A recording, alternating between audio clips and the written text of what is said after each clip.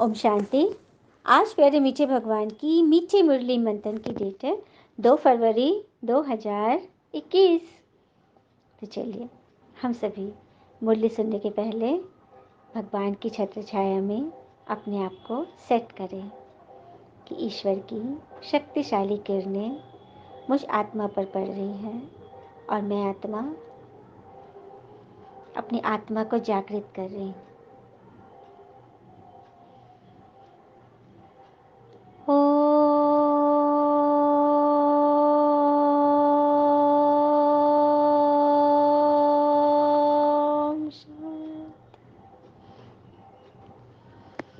ओम शांति। मीठे बाबा ने कहा, मीठे बच्चे, खुदा तुम्हारा दोस्त है, रावण दुश्मन है। इसीलिए तुम खुदा को प्यार करते और रावण को जलाते हो। खुदा खुदा वर्ड से मूंझना नहीं है कि खुदा तो मुस्लिम लोग के भगवान है।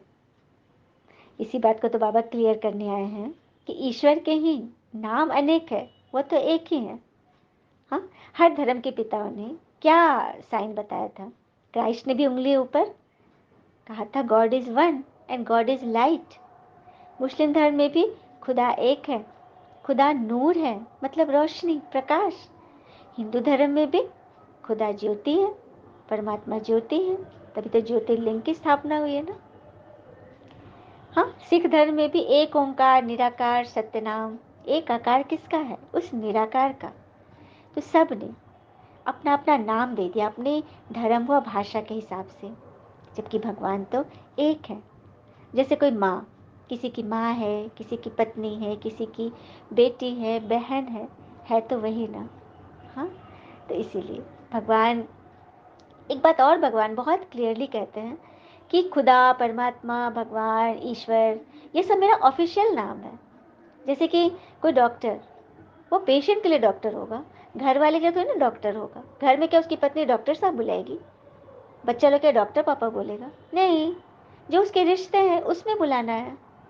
तो इसी तरह से परमात्मा, भक्ति में हम जब पूजा करते थे तो बुलाते थे, अभी तो वो आए हुए हैं और वो हमारे सबसे नज़दीकी रिश्तेदार हैं। और आत्मा का तो एकमात्र वही रिश्तेदार है, परमात्मा। शरीर के नाते रिश्ते अनेक होते हैं, हर जन्म में हमने अलग अलग बनाए, लेकिन आत्मा का सर्व संबंधी तो परमात्मा है। तो वो आ चुके हैं और भगवान ने कहा भी है कि मैं मीडिया के द्वारा बहुत जल्द प्रत्यक्ष होगा, और उसके साइन शुरू हो चुके हैं।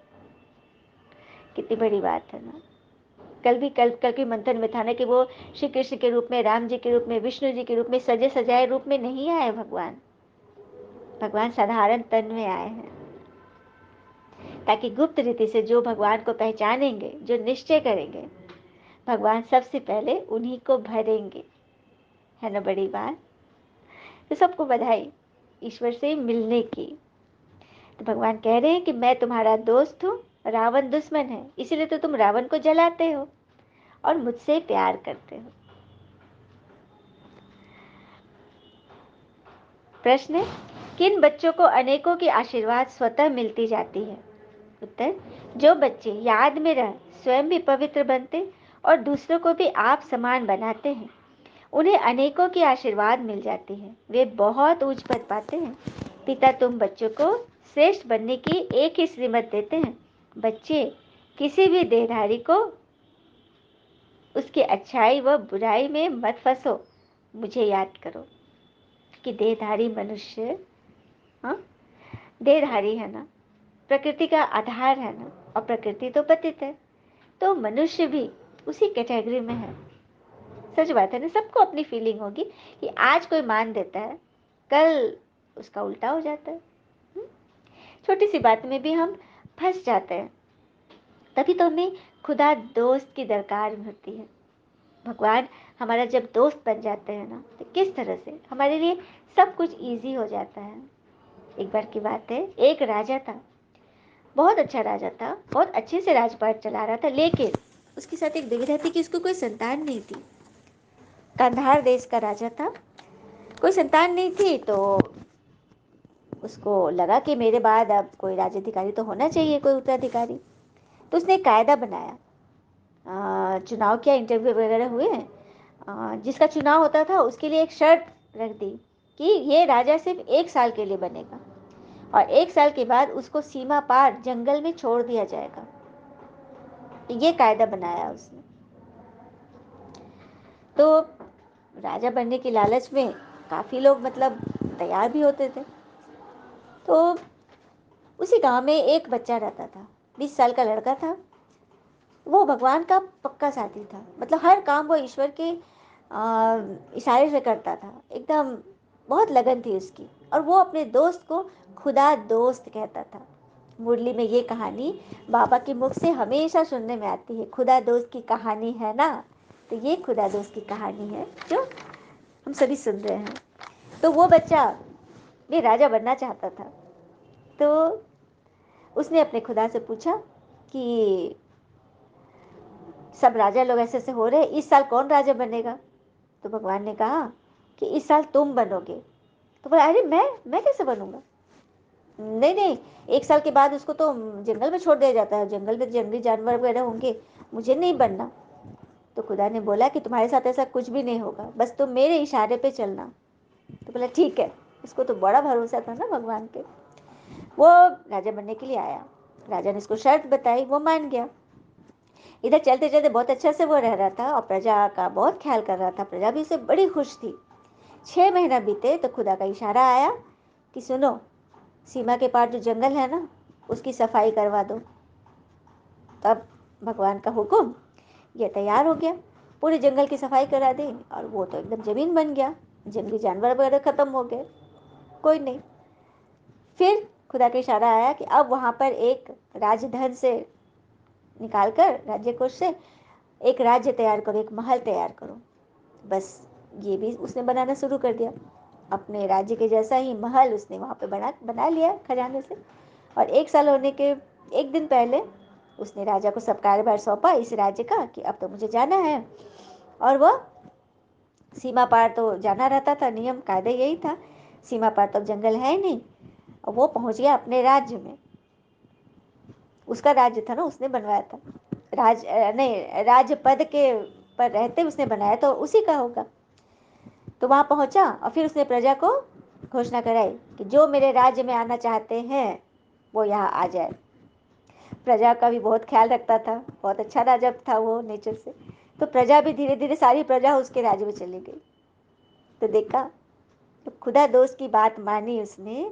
तो कितने बढ़िया से, जो कि सबको मौत मिलती थी, जंगली जानवर का वो भोजन बनते थे, वो राजा बन गया। ईश्वर के मत पे चल के ना, भगवान पे भरोसा करके ना, कितनी बड़ी बात है। तो अब सीमा के बाहर मृत्यु नहीं, बल्कि वहां पर एक राज्य था, नया जीवन था। तो कहानी का सार हमें यही बता रही ना कि भगवान की बातों पर जो चलते हैं तो ईश्वर सदैव उनका सही मार्गदर्शन करते हैं। तो बाबा ने भी क्या बोला कि श्रीमत पे चलो। हाँ, तो तुम संगम में ही, अभी इसी जन्म में तुम राजा बनोगे, मन के राजा। सुख शांति तुम्हारे रीच में होगी। तो वर्तमान में भी तुम सुखी और फिर भविष्य में भी सुखी बनोगे। इसके लिए किसी को भी याद नहीं करना है। हाँ, कर्म करने हैं, सेवा करनी है, सब कुछ करना है, लेकिन मन बुद्धि से सिर्फ और सिर्फ श्रीमत पर चलो।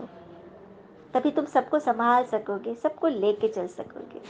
अच्छा, मीठे मीठे बच्चों प्रति भगवान की नमस्ते। हम बच्चों की भी प्यारे शिव पिता को नमस्ते। और बाबा दिल से सभी आत्माओं की तरफ से आपको very very very good morning. धारणा के लिए मुख्य सार है, पहली पॉइंट, श्रीमत पर पवित्र बन, हर कदम बाबा की मत पर चल, विश्व की बादशाही लेनी है, पिता के समान दुख हरता सुख करता बनना है। तो श्रीमत पर पवित्र बनने के लिए हर कदम हमें अपने खुदा दोस्त की बात माननी है, उनके इशारे पर चलनी है और ओम शांति के अर्थ को अच्छी रीति जीवन में उतारना है। तो ओम का अर्थ बाबा ने बताया ही। ओम माना मैं आत्मा और यह मेरा शरीर। आत्मा तो देखने में आती है, लेकिन शरीर, आत्मा तो देखने में नहीं आती, पर शरीर दिखता है ना। आत्मा में ही मन बुद्धि है, शरीर में नहीं। मुख्य है ही आत्मा, तो शरीर उसका क्या हो गया, मेरा हो गया। हाँ, जैसे कि मेरे शरीर में दर्द है, किसी के सर में दर्द है, तो वो क्या करता है, मेरे शरीर में दर्द है या मेरा हाथ कट गया, तो ये कौन अंदर बैठा है जो मेरा कह रहा है, यह मेरा चीज है, ये मेरी प्रॉपर्टी है, ये मेरा शरीर है। तो आत्मा, आत्मा अंदर बैठी है, वो कह रही है कि ये शरीर मेरा, ये हाथ मेरा, हाथ कट गया। तो ये समझने के अंदर जो राजा बैठा है उसको हमें कैसे संभालना है। हाँ, इसी के लिए तो परमात्मा आए हैं। शरीर आत्मा को नहीं देख सकता, मगर आत्मा तो शरीर को देखते रहती, इन आंखों से देखती है, इस मुख से बोलती है, इन कर्मेंद्रियों से कर्म करती है, और आत्मा निकल जाती है तो शरीर जड़ बन जाता है ना। तो सबसे पावरफुल है आत्मा। आत्मा के कल्याण के लिए ही परमात्मा को इस साधारण तन का आधार लेना पड़ता है। प्रकृति का आधार लेकर भगवान ये ज्ञान मुरली हमें रोज रोज सुनाते हैं। तो पिता के समान हमें दुख हरता सुख करता बनना है, सबके दुख हरने हैं प्रजा पालक की तरह। जिस पर मनुष्य देवता बनने की यह पढ़ाई सदा पढ़ते रहना है, सबको आप समान बनाने की सेवा करके आशीर्वाद प्राप्त करनी है। सबको अपने जैसा बनाना है, ईश्वर से मिलाना है, दुआओं का पात्र बनाना है। पढ़ाई सदा पढ़ते रहना है, मिस नहीं करना है। चलिए, बाबा ने अपना वरदानी हाथ हमारे सर पर रखा और हम सबको भगवान वरदान दे रहे हैं। बाबा की छत्र छाया हमें फील हो रही है, वो गर्मी का एहसास, कहते हैं ना, सर्दी में भी गर्मी का एहसास, परमात्मा की याद, उनकी छत्र छाया, उनकी किरणें साक्षात हमें अनुभव हो रही है कि खुदा दोस्त हमें कितना प्यार करते हैं, हमारे लिए एक नई राज्य स्थापन कर रहे हैं। तो सबको चल रहा है ना। बाबा ने वरदान दिया, अधिकारीपन की स्थिति द्वारा भगवान को अपना साथी बनाने वाले सदा विजयी भव। अधिकारीपन की स्थिति द्वारा भगवान को अपना साथी बनाने वाले सदा विजयी भव। जैसे बाबा को साथी बनाने का सहज तरीका है, अधिकारीपन की स्थिति मतलब आत्मा को अधिकारी बना दो, मालिक बना दो, शरीर को नहीं। शरीर की गुलामी नहीं करनी है। कभी भी ऐसा हमारे मुख से ये शब्द न निकले कि इसकी वजह से मैं डिस्टर्ब हूं, ये कारण से मैं दुखी हूं। ये क्या है, गुलामी की जीवन। मतलब कोई सामने वाला, किसी ने आपको गुलाम बना लिया, आपकी हंसते खेलते मतलब जिंदगी को, चेहरे को उसने गायब कर दिया, खुशी गायब हो गई। नहीं, अपना रिमोट किसी को नहीं देना है, अपने पास रखना है। यही है अधिकारीपन की स्थिति। जब अधिकारीपन की स्थिति में स्थित रहते हो तब व्यर्थ संकल्प व अशुद्ध संकल्पों की हलचल में व अनेक रसों में बुद्धि डगमग नहीं होती। बुद्धि के एकाग्रता द्वारा सामना करने, परखने व निर्णय करने की शक्ति आ जाती है। जब बुद्धि एकाग्र होगी, परमात्मा के साथ लगी होगी, तो कुशाग्र हो जाएगी। क्लीन एंड क्लियर बुद्धि, तीक्ष्ण बुद्धि से हम हर शक्ति को समझ लेंगे, परखने की शक्ति, निर्णय करने की शक्ति, सब कुछ शांत मन में हम सब कुछ समझ लेंगे, जो सहज ही माया के अनेक प्रकार के वार से विजयी बना देगा। हमें पता चल जाएगा कि आगे माया आने वाली है, और कई आत्माओं के अनुभव भी हैं। हाँ, माया के राज में प्रवेश करने की हिम्मत रखते हैं।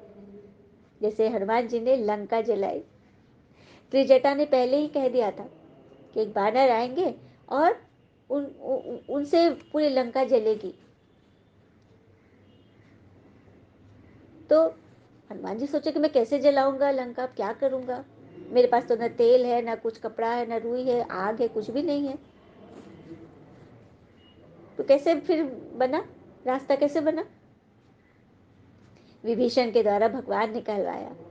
जब दूत को मारने का आदेश दे दिया गया, रावण गुस्सा हो गया था ना, हनुमान जी को मारने का आदेश दिया, तो विभीषण के द्वारा भगवान ने कहलवाया कि दूत को मारना बहुत बड़ा पाप है, इसको कुछ सजा दीजिए। तब फिर सजा में हुआ कि इसके बंदर को पूंछ बहुत प्यारी लगती है, इसकी पूंछ में आग लगा दो। तो हनुमान जी को समझ में आ गया कि किस तरह से त्रिजटा की बात सही साबित होगी। और उस भूत से ने जो उधम मचाई, जो तहस नहस किया, वो सबको पता है। पूरा लंका जल गई। तो कैसे करके, किस रूप से भगवान अपना काम करा लेंगे ना, ये तो बस उनकी लीला वही जाने, है ना। तो अनेक प्रकार के वार से हम बच जाएंगे जब ईश्वर के श्रीमत पर चलेंगे। स्लोगन: राजयोगी वह है जो सेकंड में सार से विस्तार और विस्तार से सार में जाने के अभ्यासी है। भगवान हमें क्या सिखा रहे हैं? कोई हठ योग नहीं सिखा रहे, हमें राजयोग सिखा रहे हैं। तो राजयोगी के अभ्यासी बनने के लिए सेकंड में सार से विस्तार, मतलब मुद्दे के एक पॉइंट को कैसे विस्तार से हम उसका चिंतन करके, इलेबरेट करके, उसके इतने सारे पॉइंट्स, इतने सारे एग्जाम्पल्स निकाल दें कि सुनने वाले एकदम तुरंत धारण कर ले। और कभी विस्तार को सार में ले आए। बहुत बड़ा केओस फैला हुआ है, एकदम बहुत टेंशन है, बहुत विचित्र सी स्थिति हो गई है, उसको सार में समा दे, बिंदु में समा दे, फुल स्टॉप लगा ले। फुल स्टॉप कितना इजी है। बाबा जब वाणी चली थी, बोला था ना बाबा, एक पेंसिल भी पेपर पे रखो तो फुल स्टॉप बन जाता है, बिना किसी एफर्ट के। फुल स्टॉप पे तो कोई मेहनत है ही नहीं। तो हमें उस चीज़ के अभ्यासी बना रहे बाबा। अच्छा, ओम शांति। शुक्रिया मीठे बाबा, वो बाबा के प्यारे प्यारे बच्चे। थैंक यू बाबा। All is well always. ओम शांति।